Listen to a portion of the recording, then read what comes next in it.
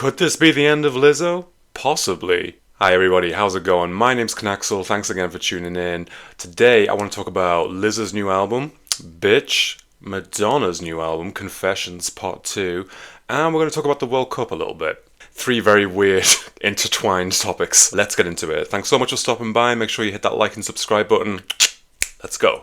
Lizzo is back. She's still in the process of having her 3 former backing dancers and a costume designer alleging harassment and discrimination, which is quite contradictory because Lizzo's message of inclusivity and body positivity doesn't seem all it's cracked up to be. Some of the allegations were dismissed by a judge, but others are ongoing.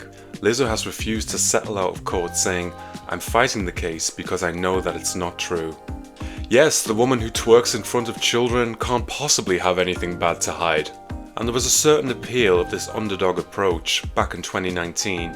But the poor me stance can only take you so far, Lizzo. And now, 3 albums later, we're ready to hear something new.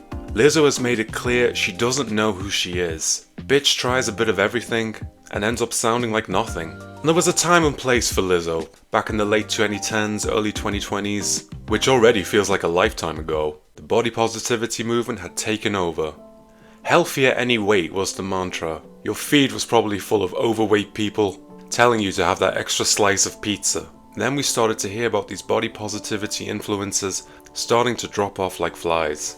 Because it doesn't matter what anybody tells you online, a BMI of 30 and above is not healthy. If there's one thing to be learned from that not so glorious time, it would probably be look after yourself. Of course, there was also that recent ridiculous notion from Lizzo saying that she came up on the radio. Bitch, you didn't come up on the radio. We were streaming all of your music 5-6 years ago. Lizzo was capable of making pop music that perfectly captured the zeitgeist of the time. But since we're in the age of Ozempic and Mounjaro, that zeitgeist has moved on. Seeing as we're now back to why be fat if you don't have to be, a question Lizzo is struggling to answer herself. Lizzo has even said in response to the poor album's reception that she doesn't belong in the Keir Asylum. If you're not on the loop, the Keir Asylum is a term for artists who either do not have enough fame to be mainstream or people who are past their prime. Well, Lizzo, congratulations, you're on your way to becoming a full-time resident of the Keir Asylum. With that being said, Madonna is also back at it again, still ignoring the call of the grave all these years later as she reinvents herself once again. And honestly, I'm here for it.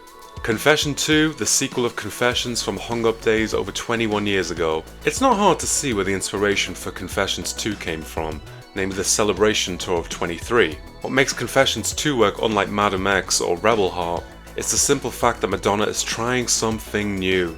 And while there's plenty of references to her earlier work, such as Everybody or Bedtime Stories, Madonna has set herself one mission only: to recapture any deserters of the last decade. Even though I don't need 70-year-olds geriatric patients to make me horny, I think you've done well on this album.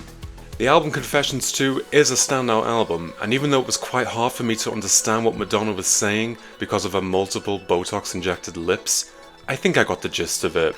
Love, harmony, we are all one, all that jazz. There's not a lot that keeps British people going in their day-to-day lives. Among the mundane drag there is a crumbling health system, a broken public service, and Charles Dickens levels of poverty.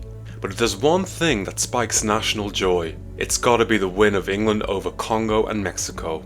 Watching the team sing Wonderwall at the end of the matches is pretty much the epitome of British pride. National pride is not something that must be inherited. The problem with Britain today, and England in particular, is that England has refused to ask itself the question, what does it mean to be British in this day and age?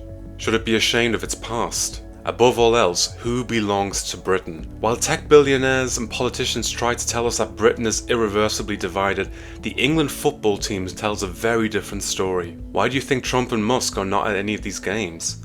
Because the World Cup represents something they cannot stand: hope, tolerance and unity. Months ago it was a big deal if people could hang the flag outside of their windows, or if it would be interpreted as being racist or intolerant. But with England's win over Congo and Mexico, the same people who were worried about that are the exact same people who are wrapping themselves in the English flag. The flag has not changed as such, but the story attached to it has. Britain just has to find a way to tell a story that lasts a bit longer than 90 minutes now.